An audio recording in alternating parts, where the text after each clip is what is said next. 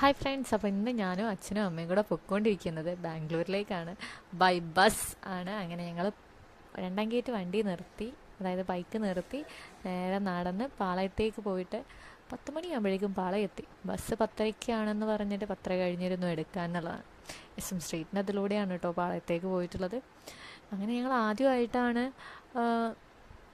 ബസ്സിൽ ഇത്രയും വലിയ ലോങ് ട്രിപ്പ് ചെയ്യുന്നത്. അങ്ങനെ അതിൻ്റെ എക്സൈറ്റഡ് ആണ്. എങ്ങനെയാണ് ബസ് ഏട്ടനാണ് ബുക്ക് ചെയ്ത് തന്നത്. അപ്പം ബസ് എങ്ങനെയുള്ളതാണോ, അതോ സീറ്റാണോ സ്ലീപ്പറാണോ ഒന്നും തന്നെ അറിയുന്നില്ല. അങ്ങനെ ഞങ്ങൾ ബസ്സിൽ കയറിയപ്പം S1 S2 S3 ആയിരുന്നു. ബസ്സിൽ പുഷ് ബാക്ക് സീറ്റായിരുന്നു ഞങ്ങൾക്ക് ഉണ്ടായിട്ടുള്ളത്. ഒരുപാട് ആളുകൾ അവിടെ നിൽക്കുന്നുണ്ട്, ഒരുപാട് ബസ്സിന് കാത്തു നിൽക്കുന്നുണ്ട്. ഇത്രയും ലേറ്റ് നൈറ്റിൽ ഇത്രയും ആളുകൾ ബസ്സിന് പോകുന്നുണ്ട് എന്നുള്ളത് ഇന്ന് വന്നപ്പോഴാണ് അറിയുന്നത്. അതേപോലെ ബസ്സിന് അവിടുന്ന് ഇവിടുന്നൊക്കെ ആളുകൾ വന്ന് ഇറങ്ങുന്നുണ്ട്. അപ്പോൾ ഇതാണ് ഞങ്ങളുടെ ബസ് വരുന്നത്. MMK എന്ന് പറയുന്ന ബസ്സിലാണ് കയറിയിട്ടുണ്ടായത്. സ്ലീപ്പർ സൈഡും ഉണ്ടായിട്ടുണ്ട്, അതേപോലെ സീറ്റ് സൈഡും ഉണ്ടായിട്ടുണ്ട്. ഞങ്ങൾ സീറ്റിലായിരുന്നു ഉണ്ടായത്. എനിക്ക് തോന്നുന്നു ട്രെയിനേക്കാൾ സ്പീഡിൽ ഈ ഒരു ബസ്സാണ് എത്തിയിട്ടുണ്ടായത് എന്നുള്ള. AC ബസ്സായിരുന്നു. അത് പാളയത്തുനിന്ന് മാത്രമല്ല, അല്ലാതെ ഒരുപാട് സ്ഥലങ്ങളിൽ നിന്നും ആളുകളെ പിക്ക് ചെയ്തുകൊണ്ടിരിക്കുന്നുണ്ടായിരുന്നു.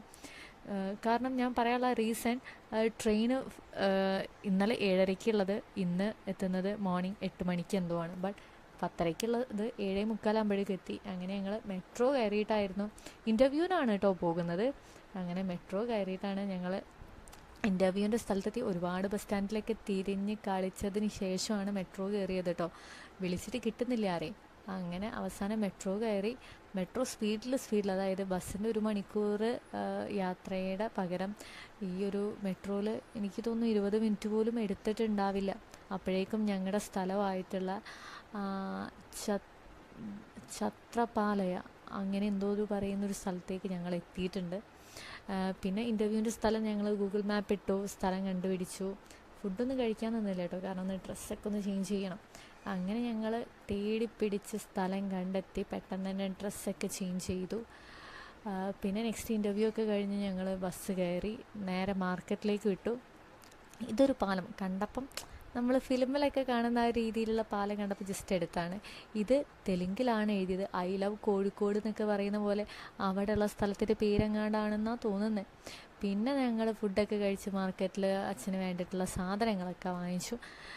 8 മണിക്കാണ് ഞങ്ങളുടെ ട്രെയിൻ വരുന്നത്. ബട്ട് ഞങ്ങളെത്തിയ ടൈം 3:30-ക്ക് അങ്ങാണ്ട് ഞങ്ങളിവിടെ റെയിൽവേയിൽ എത്തിയിട്ടുണ്ട്. പിന്നെ ഒരു 8 മണി വരെ ഞങ്ങൾ ഈ റെയിൽവേയിൽ കാത്തു നിൽക്കുകയുണ്ടായത്. ഓൾറെഡി യശ്വന്തപൂരിൽ നിന്ന് എടുക്കുന്ന 2 ട്രെയിന് 2 സൈഡുകളിലാക്കി നിർത്തി വെച്ചിട്ടുണ്ടായിരുന്നു. പിന്നെ ഇരിക്കുന്നിടത്തൊക്കെ മൊത്തം നായ്ക്കളാണ്. നമ്മുടെ കോഴിക്കോടും സെയിം തന്നെയാണല്ലോ. അപ്പോൾ പിന്നെ മോർണിംഗ് നമ്മുടെ കോഴിക്കോട് എത്തി. 8:30-ക്കാണ് നമ്മൾ കോഴിക്കോട് എത്തിയത് കേട്ടോ. അപ്പോൾ ഇതേ ഉള്ളൂ വീഡിയോ. അപ്പോൾ നെക്സ്റ്റ് വീഡിയോ ആയിട്ട് അടുത്തൊരു വീഡിയോയിൽ കാണാം. ബൈ.